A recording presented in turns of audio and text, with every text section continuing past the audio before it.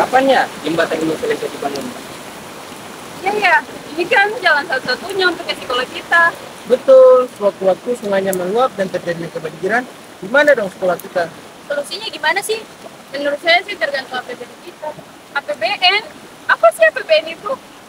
Dari cerita tadi, kita tahu bahwa dampak APBN bagi pembangunan infrastruktur dan pembangunan lainnya. Untuk itu, bagaimana kita dapat mengelola dan mengeluarkan uang dengan baik agar perekonomian berjalan secara merata dan kebutuhan dapat terpenuhi. Untuk itulah, ikutilah penjelasan saya dalam video ini.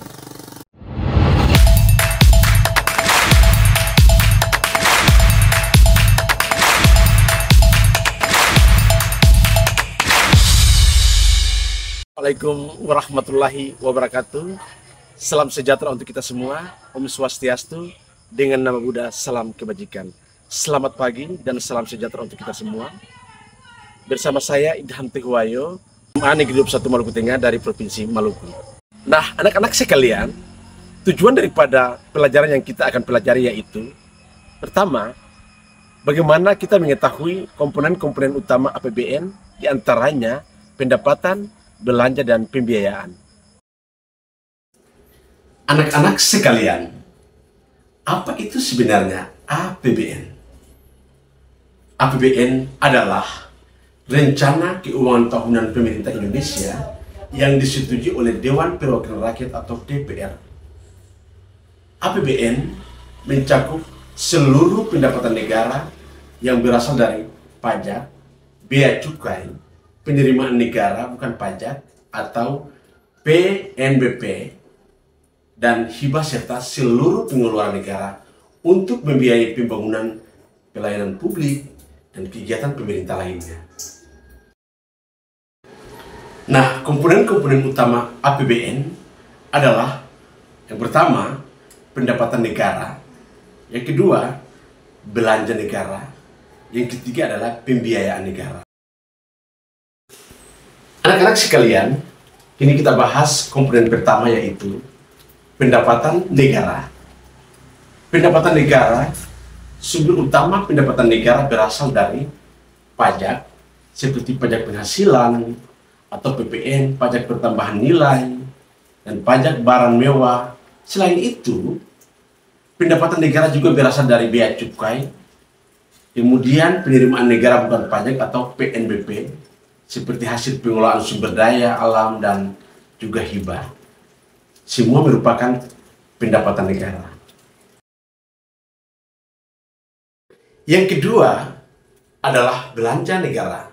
Ini merupakan komponen yang kedua.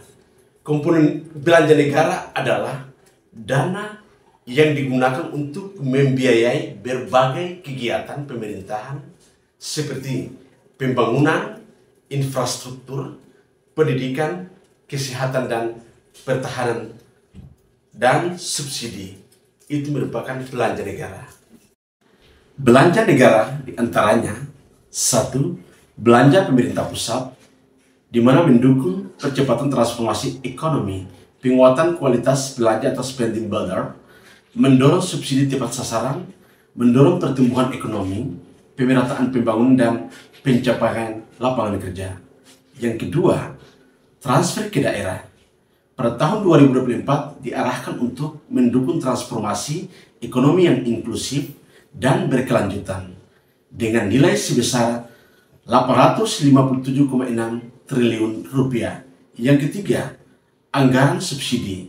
Pada tahun 2024 diarahkan untuk stabilisasi harga dan menjaga daya beli serta mendukung UMKM sebesar 286,0 triliun rupiah.